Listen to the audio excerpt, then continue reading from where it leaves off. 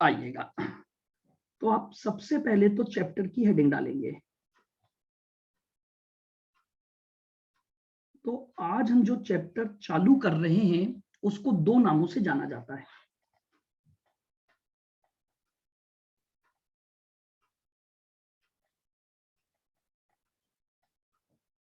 Incomplete records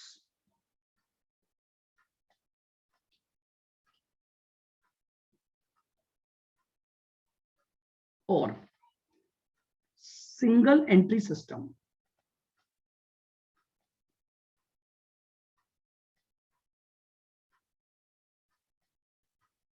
single entry, देखिए हालांकि इसका जो ट्रू नाम है वो इनकम्प्लीट रिकॉर्ड्स है। कुछ लोग इसे कई किताबों में सिंगल एंट्री सिस्टम के नाम से बोल देते हैं, लेकिन इसका सिंगल एंट्री सिस्टम से लेना देना नहीं है कुछ भी। ठीक है, बस आज जैसे नहीं होता है कि एक तो नाम हमारा जैसे है रिद्धि, रिया, और एक हमारा घर पे एक चलन का नाम होता है, बोले गुड़िया, बेबी, डॉली। उसी तरह से इस चैप्टर का एक नाम चल रहा है single entry system. Actually technically ये जो चैप्टर है it is called incomplete records. देखिएगा, मैं अगर सबसे पहले बात करूं तो ये चैप्टर अपने नाम से अपने आप को डिफाइन करता है कि as the name suggest, whenever accounting records are not complete, whenever accounting records are not complete, then that is called incomplete records. एक पर्सन है, उसने अपने कंप्लीट अकाउंटिंग रिकॉर्ड्स मेंटेन नहीं किए हुए हैं, तो जब कोई भी बिजनेसमैन, कोई भी ट्रेडर अपने बुक्स ऑफ अकाउंट्स को कंप्लीटली मेंटेन नहीं कर पाता है, नहीं करता है, नहीं कर पाता और नहीं करना चाहता, इन दोनों ही केस में उस अकाउंटिंग को हम बोलते हैं इनकम्प्लीट अकाउंटिंग। ऐसा क्यों होता है? ऐसे कई रीजन हैं। दो बेस्ट रीजन की मैं बात करता हूं, दो तीन। एक, आपको नॉलेज नहीं है अकाउंटिंग करने की, आपका बिजनेस बहुत छोटा है, सुनना बहुत ध्यान से, आप स्मॉल ट्रेडर हो। आप अगर स्मॉल ट्रेडर हो तो अकाउंटेंट तो रखोगे नहीं, क्यों? क्योंकि उतनी तो इनकम नहीं होती है जितना फिर आप बोलोगे कि भैया मैं अकाउंटिंग रखूं, अकाउंटेंट रखूं। तो अकाउंटिंग नॉलेज ना होना पहला रीजन है। चूंकि आपको अकाउंटिंग की पूरी नॉलेज नहीं है, इनकम्प्लीट नॉलेज है, तो आप अपनी एक proper books of accounts double entry पर मेंटेन नहीं कर पाते हो, तो आपके रिकॉर्ड्स इनकम्प्लीट रिकॉर्ड्स कहलाते हैं। दूसरा, कई बार ऐसा होता है, हमने अकाउंट्स तो रखना चालू किए थे, लेकिन अचानक से हमारे बिजनेस में आग लग गई, हमारे रिकॉर्ड्स पानी में बह गए, समझ रहे हो? कुछ ऐसी घटना घटित हो गई जिसकी वजह से अब हमारे पास हमारे अकाउंटिंग रिकॉर्ड्स की डिटेल्ड इंफॉर्मेशन नहीं रही है, तो भी वो अकाउंट्स इनकम्प्लीट रिकॉर्ड्स के नाम से जाने जाते हैं। तो दो बातें तो मैंने आपको ये बताई। पॉइंट नंबर वन, एक तो किस लिए? क्योंकि आपको बुक कीपिंग की नॉलेज नहीं है, आपको अकाउंटिंग रिकॉर्ड्स को मेंटेन करने की एक डिटेल्ड नॉलेज नहीं है, तो आप अपने रिकॉर्ड्स को डबल एंट्री सिस्टम पर प्रॉपरली मेंटेन नहीं कर पाते। दूसरा, कई बार ऐसा होता है कि आपके बिजनेस में क्या हुआ, जो एग्जिस्टिंग रिकॉर्ड्स आपने मेंटेन कर रखे थे वो डबल एंट्री पर ही थे, लेकिन आपके बिजनेस में आग लग गई, या हाँ वही मैंने बोला स्मॉल बिजनेस मतलब शॉर्ट स्केल बिजनेस ही हो गया, तो आपके बिजनेस में आग लग गई, अचानक बाढ़ आने की वजह से आपके जो डबल एंट्री के रिकॉर्ड्स थे वो डिस्ट्रॉय हो गए, और अब आप अपनी कंप्लीट डिटेल्ड इंफॉर्मेशन को फाइंड आउट नहीं कर पाए, तो आपने कुछ आधे अधूरे रिकॉर्ड्स बना के रख दिए, उन्हें कहा जाता है इनकम्प्लीट रिकॉर्ड्स। बोलो क्लियर बिल्कुल यहां तक? नाउ अब बात यह आती है कि अगर किसी भी बिजनेस ने, चाहे वो lack of book keeping knowledge हो, चाहे वो किसी भी लैक ऑफ इंफॉर्मेशन हो, क्योंकि आपके जो अकाउंट्स थे वो डिस्ट्रॉय हो गए, तो अब आपके पास इंफॉर्मेशन पूरी नहीं थी और आपने अपने अकाउंट्स को उन कम इंफॉर्मेशन से मेंटेन किया, तो आपके अकाउंट्स क्या रह गए, इनकम्प्लीट रह गए। क्लियर बिल्कुल यहां तक की बात। दूसरा, इंटेंशनली की बात करता हूं। मान लो एक स्मॉल ट्रेडर ये चाहता है कि यार मैं टैक्स की चोरी कर सकूं, क्योंकि जानते हो जब आप अपनी बुक्स ऑफ अकाउंट्स मेंटेन करते हो तो उसमें प्रॉफिट आता है, प्रॉफिट आएगा तो यू हैव टू पे टैक्स।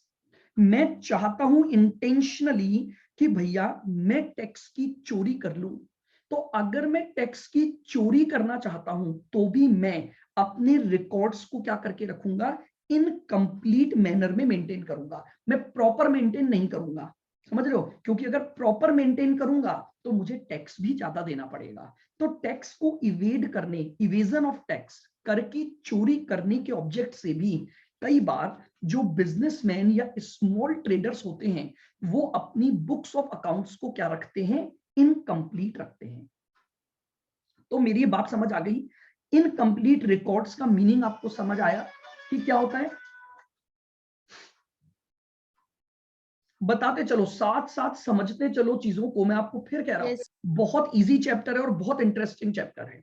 आओ, अब बात ये होती है कि जब आपने अपने रिकॉर्ड्स इनकम्प्लीट मेंटेन किए तो आप अपना प्रॉफिट लॉस कैसे सही निकाल पाओगे, क्या निकाल पाओगे आप? जब आपने रिकॉर्ड ही मेंटेन नहीं किए तो आप अपना प्रॉफिट और लॉस नहीं निकाल पाओगे। तो ये चैप्टर यही बताता है कि अगर किसी भी ट्रेडर ने इंटेंशनली या अनइंटेंशनली अपने अकाउंटिंग रिकॉर्ड्स को अगर इनकम्प्लीट रखा हुआ है तो उन इनकम्प्लीट अकाउंट्स में गिवन इंफॉर्मेशंस के आधार पर हम उसका प्रॉफिट और लॉस कैसे निकालेंगे। बस इस पूरे चैप्टर का ऑब्जेक्ट केवल यही है, to find out profit or loss of the business if any businessman or any small trader maintain incomplete records। तो चलिए पहले इतनी बातों को जरा हम लिख लें, इसका एक बेसिक इंट्रोडक्शन या मीनिंग लिखें पॉइंट नंबर 1 डाल के।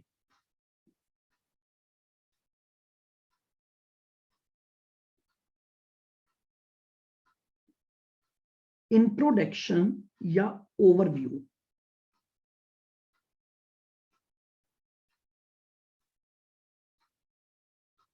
इंट्रोडक्शन या ओवरव्यू लिखेंगे।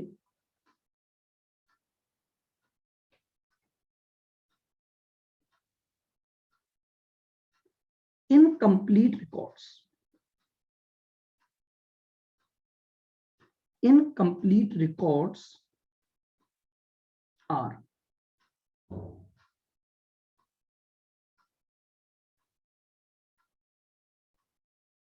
as the name suggests, incomplete records are as the name suggests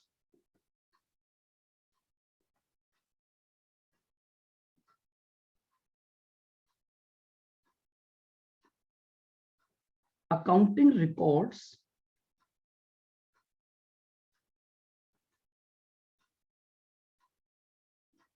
which are not maintained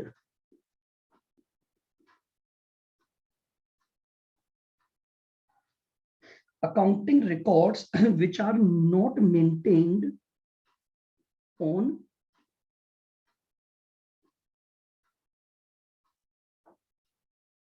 double entry system और, हाँ जी बोलो,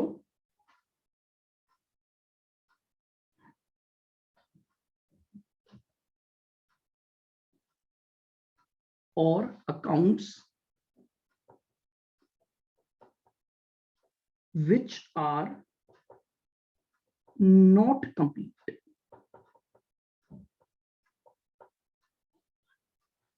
बहुत सिंपल सी बात है। इनकम्प्लीट रिकॉर्ड्स का बेसिक मतलब हो गया वो रिकॉर्ड्स जो आपने प्रॉपर डबल एंट्री सिस्टम पर मेंटेन नहीं किए हैं, या मैं दूसरे शब्दों में ये कह सकता हूं अकाउंट्स जो कि कंप्लीट नहीं है, उन अकाउंट्स को मैं क्या बोलता हूं, इनकम्प्लीट अकाउंट्स बोलता हूं या इनकम्प्लीट रिकॉर्ड्स बोलता हूं। लिखें point number 2।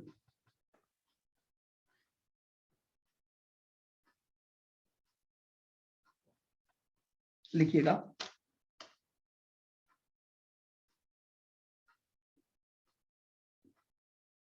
Reasons of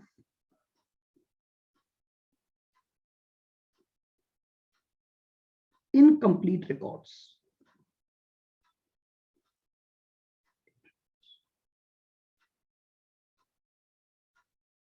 reasons of incomplete records, हम अपनी बुक्स ऑफ अकाउंट्स को इनकम्प्लीट रखते हैं तो उसका रीजन क्या है हमारा।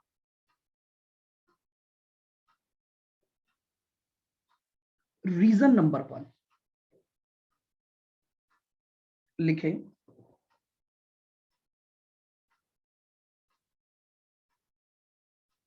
Due to lack knowledge.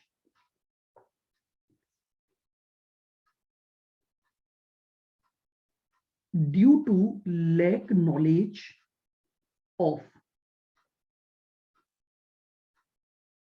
Book keeping. हमारे पास बुक कीपिंग की नॉलेज नहीं है। अब भैया sir book keeping primary stage होता है ना? हाँ जी, बुक कीपिंग का मतलब हो गया अकाउंटिंग रिकॉर्ड्स को रखने की नॉलेज, ठीक है, यानी नॉलेज ऑफ बुक कीपिंग या knowledge of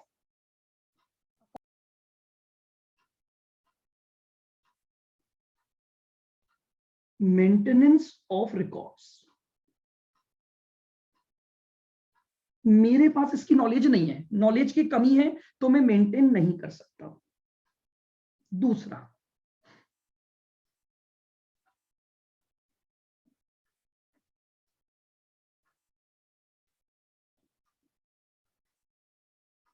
due to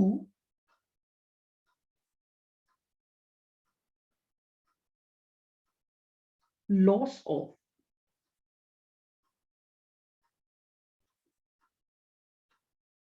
books of accounts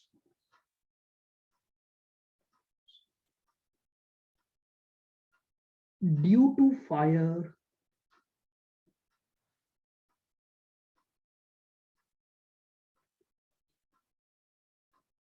etcetera.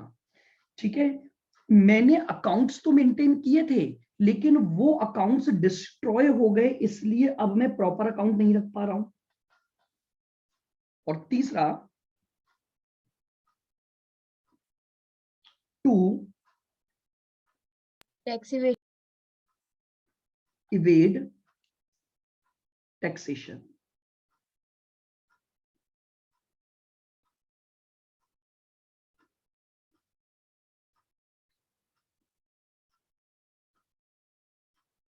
कर चोरी करने के उद्देश्य से आपके दिमाग में आपके पास क्या है, कर चोरी करना चाहते हो, इस वजह से आपने अपने रिकॉर्ड्स को इनकम्प्लीट तरीके से रखा हुआ है।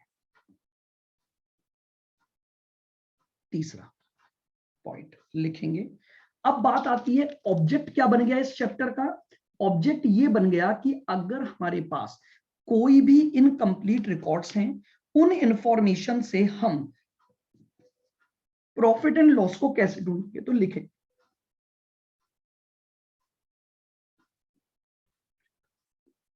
ऑब्जेक्ट ऑफ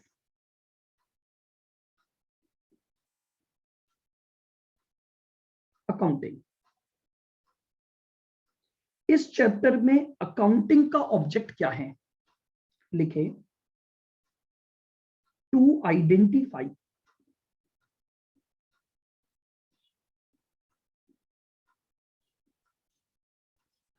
प्रॉफिट और loss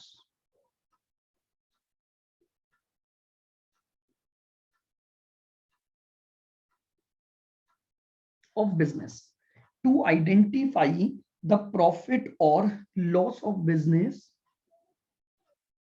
and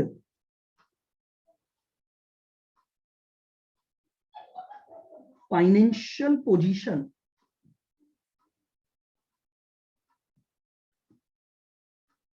of business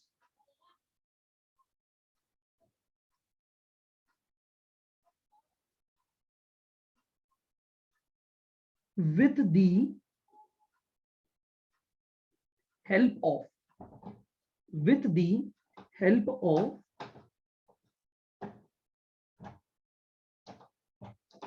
incomplete records। बस इतना सा ऑब्जेक्ट है इस चैप्टर का।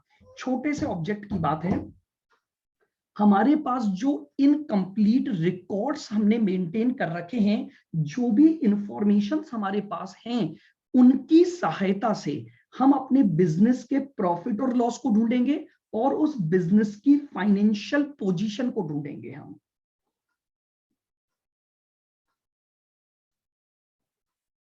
रिद्धि हर जना टैक्स नहीं बचाना चाहता है, देखो, क्योंकि क्या होता है ना, ये आप टैक्सेशन में पढ़ोगे, जब अगर आप पकड़े जाते हो ना कर की चोरी करते हुए, तो फिर उसकी पेनल्टीज और फाइन्स भी बहुत होते हैं। सर्च एंड सीजर हो जाता है आपकी प्रॉपर्टीज का। मूवियां नहीं देखते क्या आप? रेड पड़ रही है इनकम टैक्स डिपार्टमेंट की, रेड मूवी देख लेना, अजय देवगन की। Yes sir. तो सब ले जाते हैं उठा के, सब सीज हो जाता है, फिर पेनल्टी लगती है वो अलग, जेल होती है वो अलग। इतना आसान है क्या? आज अपन सोच तो लें कि अपन टैक्स नहीं देना चाहते, बट उसके जो परिणाम है कि जेल जाना पड़ेगा, क्या जेल जाने को रेडी हो क्या आप? तो फिर अपने को वो भी तो, अपने समाज में अपने को वो भी तो होता है, कल को अगर जेल हो गई तो बाहर आएंगे तो लोग थू थू करेंगे, बोले जेल जाके आया है। एक बार 3 पॉइंट समझाऊं आदित्य, मैंने ये बोला कि अपन क्यों इनकम्प्लीट रिकॉर्ड्स मेंटेन करते हैं। भाई ऐसा क्या हो गया जो हमें इनकम्प्लीट रिकॉर्ड्स मेंटेन करने पड़ गए? पहला पॉइंट है lack knowledge of book keeping या मेंटेनेंस ऑफ रिकॉर्ड। जानते हो जो बहुत छोटे छोटे दुकान खोल के बैठते हैं ना अपनी कॉलोनियों में, गली में, क्या आपको लगता है ये अकाउंटेंट रखते हैं? इनकम नहीं होती होगी ना, अगर अकाउंटेंट रखेंगे तो उसका पैसा कौन देगा?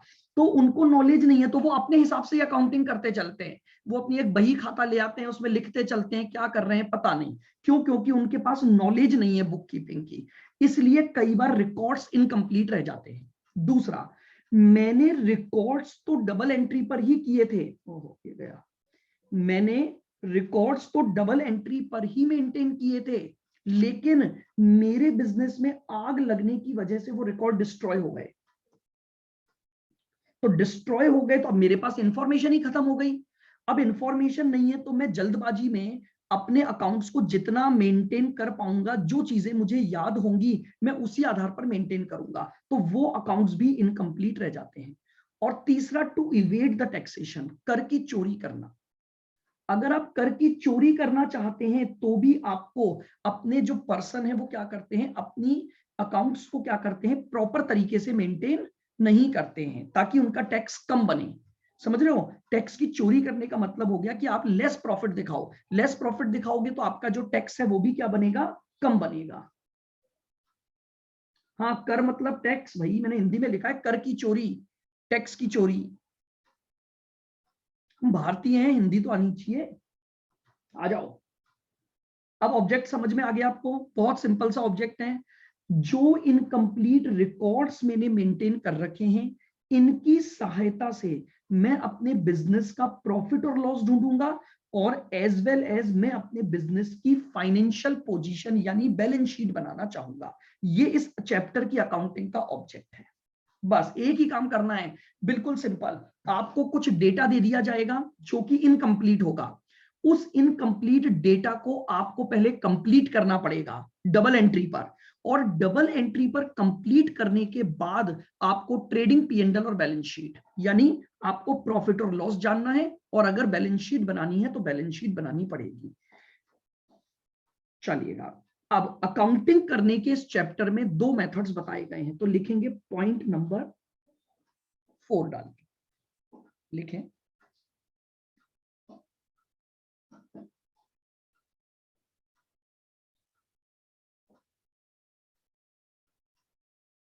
Profit oblique loss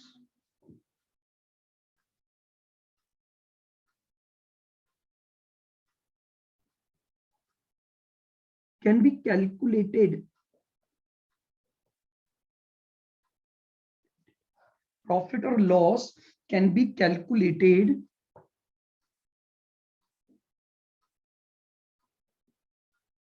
by using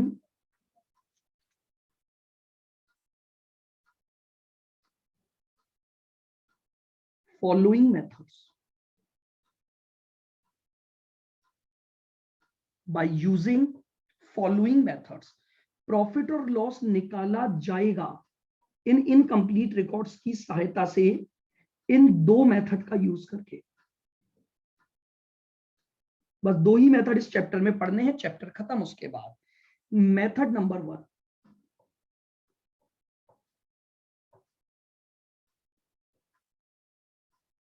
जिसे हम कहते हैं स्टेटमेंट ऑफ अफेयर्स मेथड।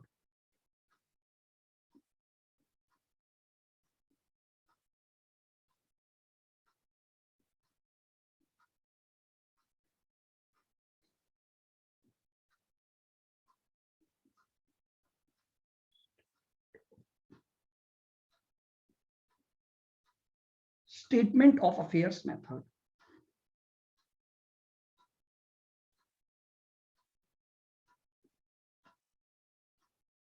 और मेथड 2 जिसे हम बोलते हैं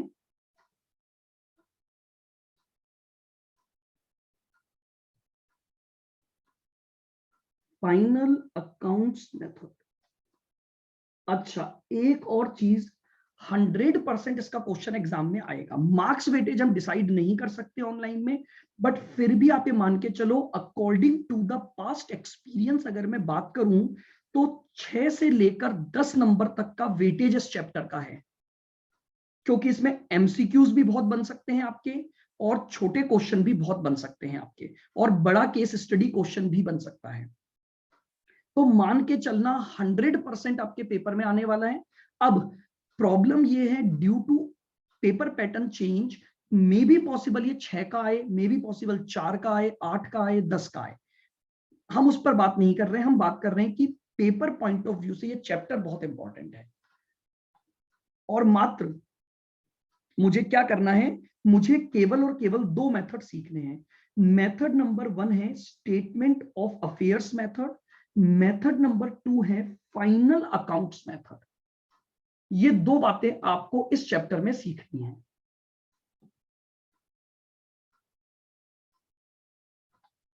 चलिए, पहले मैं आपको मेथड 1 समझाता हूं, फिर कुछ बातें करेंगे हम उस मेथड पर, और फिर उसके प्रैक्टिकल क्वेश्चन हम करेंगे। तो आइए अब अपन स्टार्ट करते हैं अपना पॉइंट नंबर 5 से।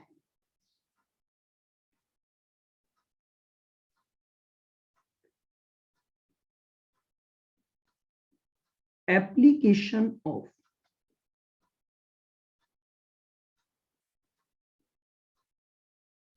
Method 1, that is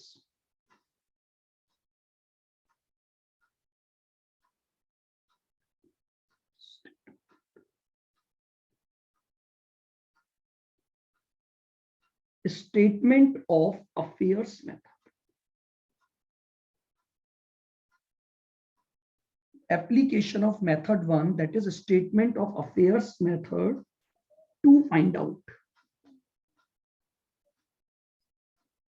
profit or loss.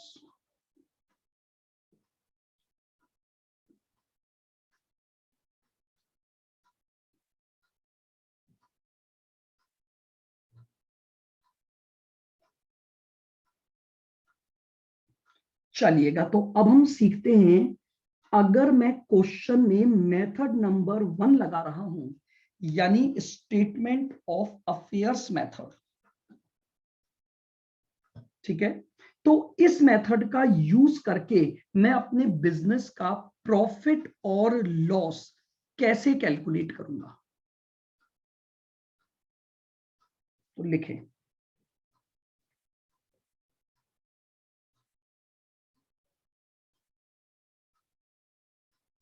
following steps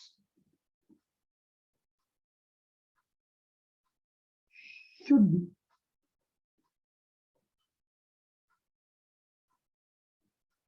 applied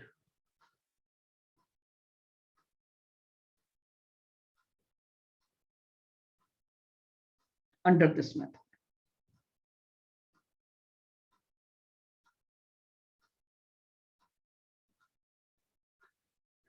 Following steps should be applied under this method.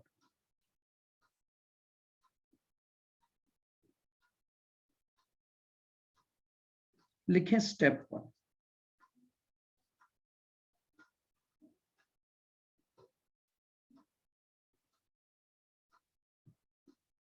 Prepare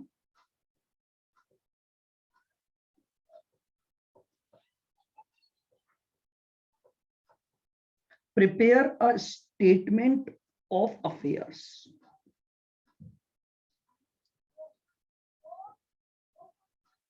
Prepare a statement of affairs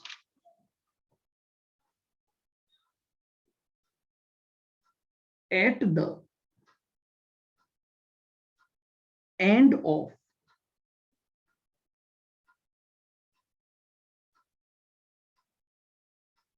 accounting period to find out closing capital of business. To find out closing capital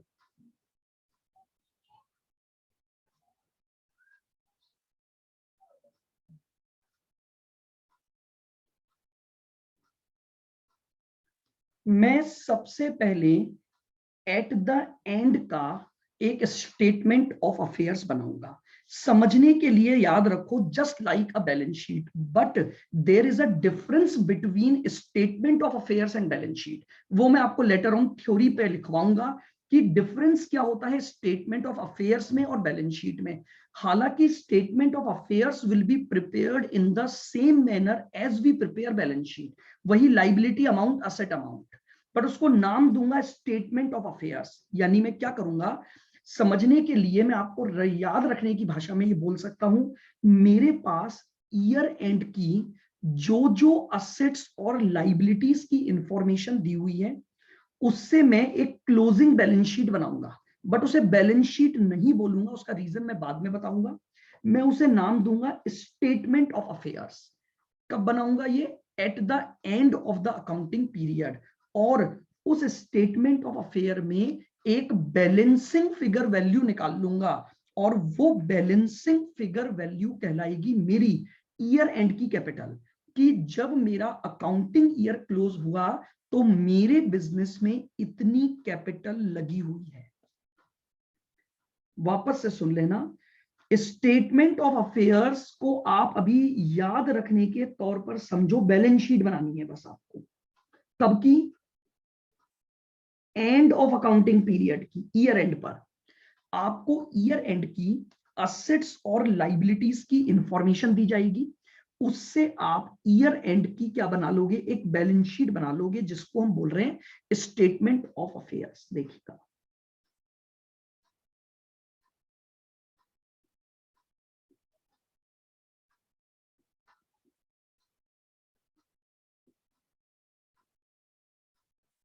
statement of affairs as on जो भी आपके पास date होगी.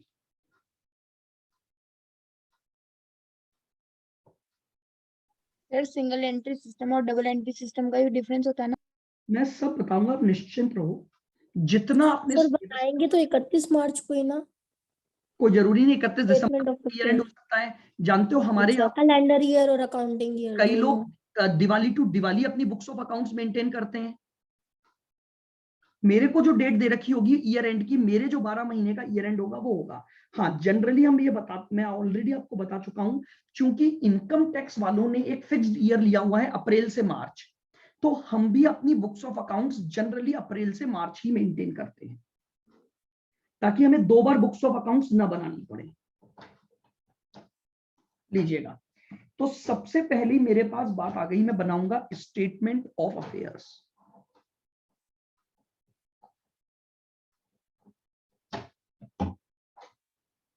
Liabilities and amount,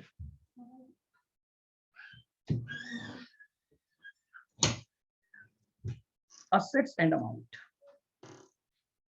चलिए सबसे पहले मैं asset side में डाल देता हूं।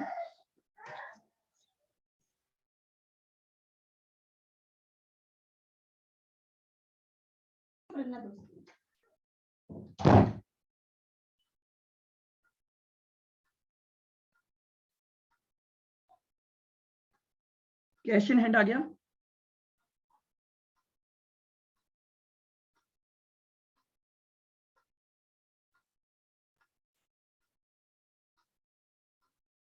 ये आ गया कैश एट बैंक।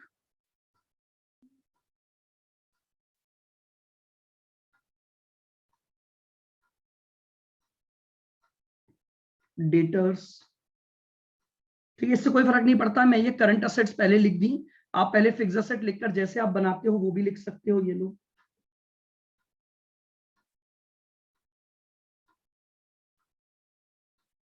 आप वैसे ही लिख लेना। लैंड एंड बिल्डिंग आ गई।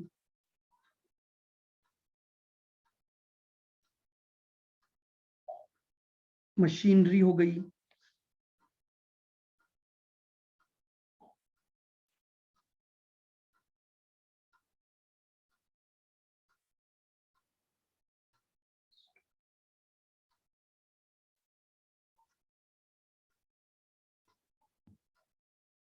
यानी बात समझ रहे हो, आपको जो भी असेट्स दी हुई हैं वो सब आप लिख दोगे, क्लोजिंग बैलेंसेस उनके। ईयर एंड पर जो जो असेट आपको दी हुई है सबके क्लोजिंग बैलेंस लिख दो। ये लीजिए, मेरे पास जो भी क्या दिया हुआ है,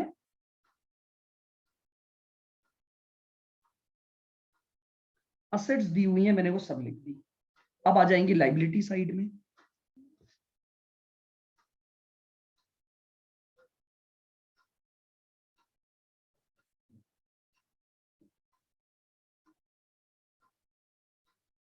क्रेडिटर्स, सर एफडी आती है क्या? क्या बिल्कुल आती है, वो भी तो असेट है हमारी। Bills payable,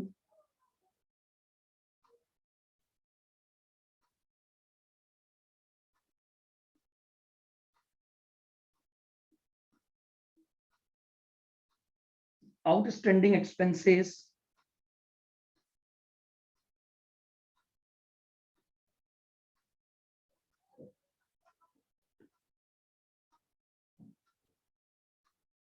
bank overdraft, loans,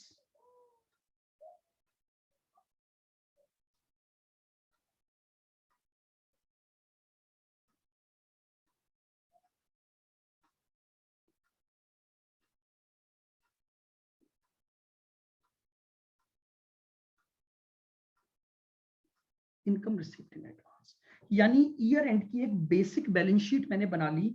मेरे पास जो जो असेट और जो जो लाइबिलिटी दी हुई है, और अब बैलेंसिंग फिगर में निकाल लूंगा capital.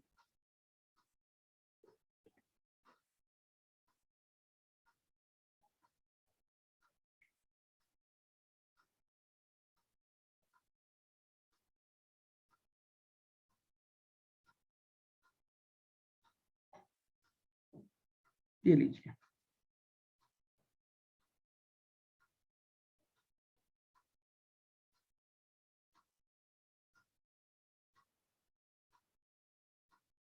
This is our step number 1। मैं एक स्टेटमेंट ऑफ अफेयर्स यानी just like a balance sheet prepare करूंगा अकाउंटिंग पीरियड के एंड में। ठीक है, टू फाइंड आउट, क्या फाइंड आउट करूंगा इसके द्वारा क्लोजिंग कैपिटल। मैं क्लोजिंग कैपिटल को फाइंड आउट करूंगा। क्या ये बात यहां तक समझ में आ गई सबको? एक स्टेटमेंट ऑफ अफेयर्स बनाओ और at the end of the period की क्या निकाल लो, कैपिटल का बैलेंस निकाल लो। This is our step number 1। आइए step number 2।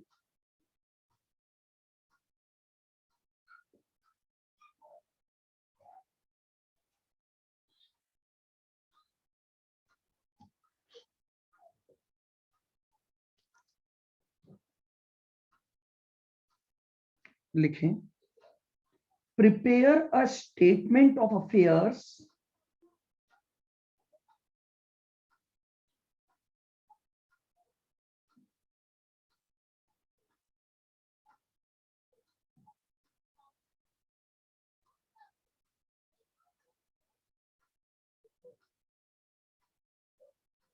prepare a statement of affairs at the beginning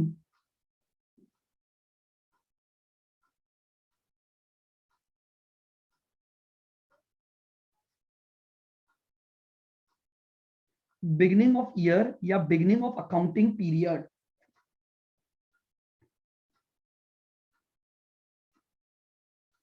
to find out या to calculate opening capital.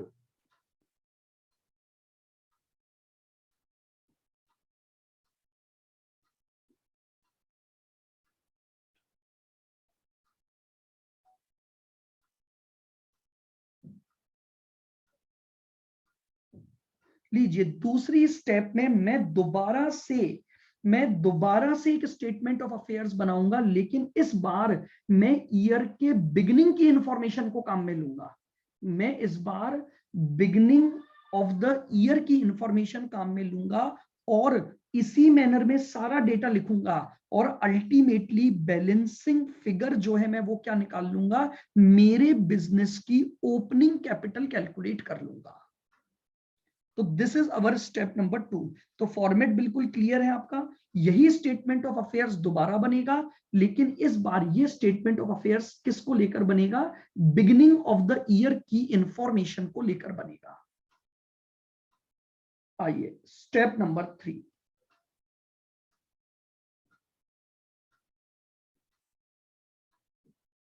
Now step number 3,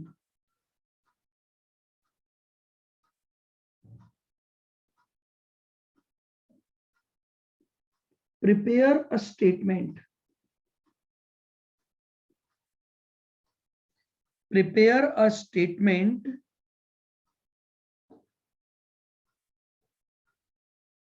showing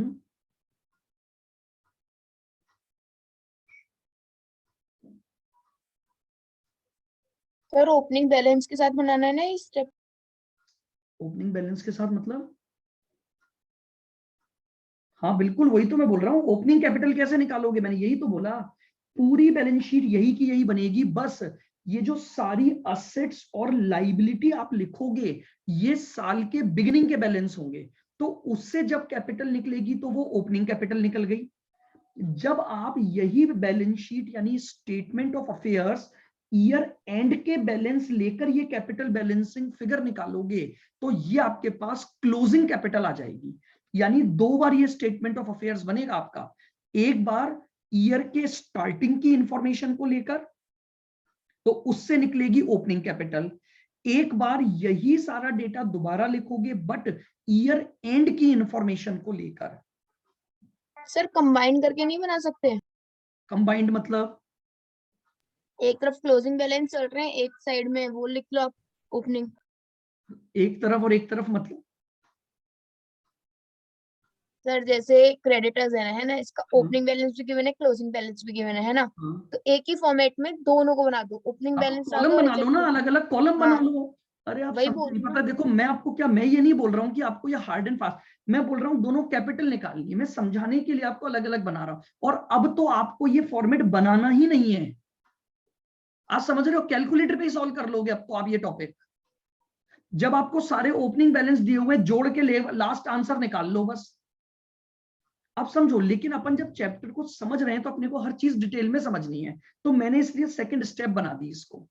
आप चाहो अब वो कॉलमनार फॉर्म में बनाओ चाहे कैसे ही बनाओ, लेकिन फिर भी 2 बार तो बनाना ही पड़ेगा ना आपको।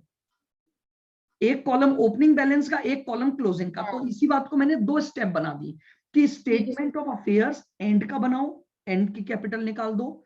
स्टेटमेंट ऑफ अफेयर्स बिगनिंग का बनाओ और बिगनिंग की कैपिटल निकाल दो। ठीक है, आ जाओ। हाँ, prepare a statement showing profit और लॉस फॉर द पीरियड।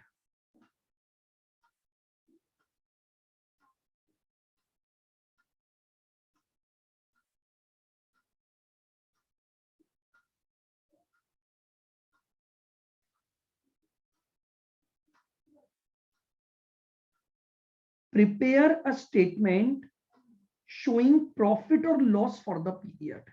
अब एक स्टेटमेंट बनाएंगे और उस स्टेटमेंट से बैलेंसिंग फिगर प्रॉफिट और लॉस निकाल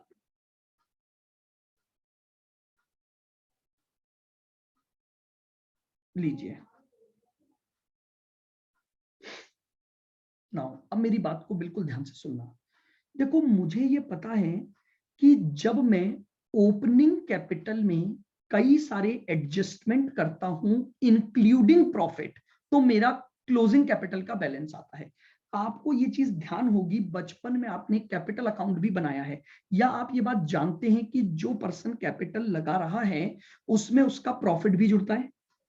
आओ एक बार स्टेटमेंट बनाने से पहले थ्योरेटिकली बात सुनते हैं। देखो मैंने सबसे पहले अपने बिजनेस को स्टार्ट किया तो मैंने कुछ ओपनिंग कैपिटल लगाई होगी, ठीक है।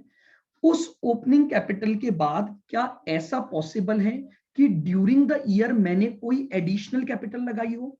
हाँ सर बिल्कुल पॉसिबल है। तो मैं अपने कैपिटल के ओपनिंग बैलेंस में ऐड कर दूंगा क्या चीज? Additional capital. मुझे बताओ अगर मैं कल को कोई ड्राइंग्स करता हूं तो क्या ड्राइंग्स की वजह से मेरी कैपिटल कम हो जाती है? Yes sir, minus. तो मैं ड्राइंग्स को लेस कर दूंगा। Yes sir. क्या अगर मैंने ड्यूरिंग द ईयर प्रॉफिट कमाया है तो वो मेरी कैपिटल को बढ़ाएगा? Yes sir, and net add कर दूं। लॉसेस है तो मेरी कैपिटल क्या हो जाएगी? रिड्यूस जाएगी। तो लॉसेस को लेस कर दूं तो अल्टीमेटली मेरे पास क्लोजिंग कैपिटल आएगी कि नहीं आएगी? बताओ। आएगी। अब मैं आपको ये बोल रहा हूं मेरे पास इस क्वेश्चन में ओपनिंग कैपिटल भी गिवन होगी, क्लोजिंग कैपिटल भी गिवन होगी, और प्रॉफिट को छोड़कर बाकी सारे एडजस्टमेंट भी गिवन होंगे। यानी मुझे बता रखा होगा कि ड्राइंग्स कितनी हुई है, मुझे बता रखा होगा कि आपने एडिशनल कैपिटल कितनी लगाई है, मुझे बता रखा होगा और कोई भी पॉइंट के बारे में। तो क्या मैं बैलेंसिंग फिगर प्रॉफिट और लॉस निकाल सकता हूं? Yes sir. आप समझ रहे हो? मेरे पास सारे आइटम गिवन है ओपनिंग कैपिटल से क्लोजिंग कैपिटल तक पहुंचने के, और क्लोजिंग कैपिटल भी गिवन है, लेकिन उसमें से उसने बीच में से एक वैल्यू गायब कर दी और वो थी प्रॉफिट फॉर द ईयर। तो मैं उस स्टेटमेंट को बना सकता हूं और उससे अल्टीमेटली क्या निकाल लूंगा? अपना प्रॉफिट फॉर द ईयर। कई तरीके होंगे इसको बनाने के, ठीक है। हम उस फॉर्मेट को फॉलो करेंगे जो हमारे इंस्टीट्यूट ने सॉल्यूशन करते समय कर रखा है। हालांकि जब आपको फॉर्मेटिंग नहीं करनी तो आप किसी भी तरह से निकाल लो। बस मैं ये कह रहा हूं आपको ओपनिंग कैपिटल पता है, ओपनिंग कैपिटल में होने वाले सारे एडजस्टमेंट्स आपको पता है, ओपनिंग कैपिटल आपको पता है, ओपनिंग कैपिटल में होने वाले सारे एडजस्टमेंट्स आपको पता है, और उससे क्लोजिंग कैपिटल जो आएगी वो भी आपको पता है। लेकिन बीच में से एक एडजस्टमेंट मिसिंग है और वो है प्रॉफिट और लॉस फॉर द पीरियड। मैं बाकी सारी इंफॉर्मेशन को लिख दूंगा और एज अ बैलेंसिंग फिगर मैं निकाल लूंगा अपना प्रॉफिट और लॉस फॉर द पीरियड। बस इन्हीं 3 स्टेप के बाद मेरा मेथड नंबर 1 कंप्लीट हो जाता है। मुझे बस ये 3 स्टेप्स लगानी है अपने मेथड नंबर 1 में।